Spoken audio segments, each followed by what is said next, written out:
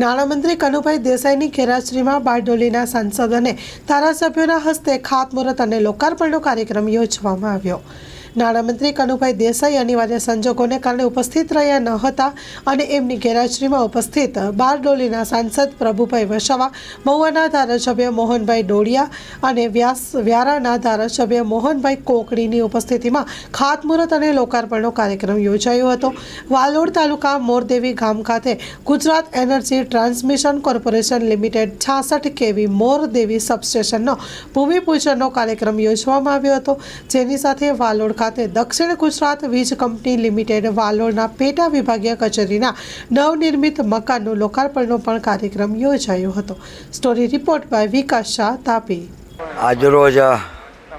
મારા મત વિસ્તાર 170 મહુવા વિધાનસભાના કાર્ય વિસ્તારમાં આજે વાલોડ તાલુકામાં આજે અમે સવારથી જ 66 kV જેટકો તરફથી મોરદેવી ગામે આજે અમારા લોકપ્રિય નાણામંત્રી શ્રી અને ઉર્જા મંત્રી શ્રી કનુભાઈ દેસાઈ આવવાના હતા એનું ખાતમુહૂર્ત કરવા માટે, પરંતુ કંઈક કારણસર એ આવી શક્યા નહીં। પરંતુ આજે અમે અમારા આ વિસ્તારના લોકપ્રિય સાંસદ ભાઈ શ્રી પ્રભુભાઈ સાથે 66 kV મોરદેવી ગામે જે બનવા જઈ રહ્યું છે એનું ખાતમુહૂર્ત કર્યું। અહીં વાલોડ તાલુકાની એક જીઈબીની ઓફિસ આવી છે,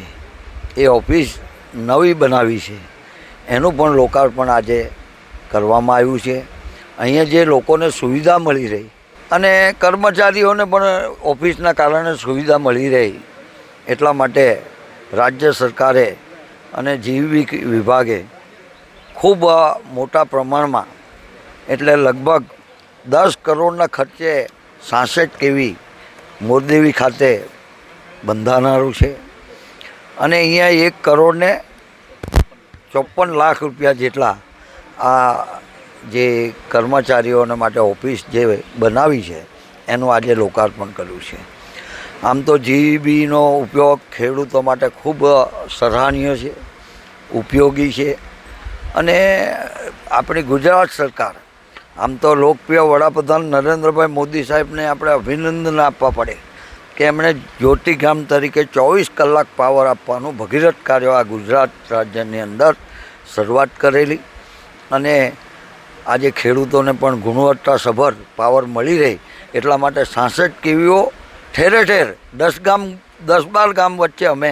બનાવી રહ્યા છીએ અને લોકોને એક પાવર સારો મળે, ગુણવત્તાસભર મળે અને લોકોને મોટરો સળગી નહીં જાય, મોટરો પણ એમને આર્થિક રીતે ખેડૂતોને ખૂબ ઉપયોગી બને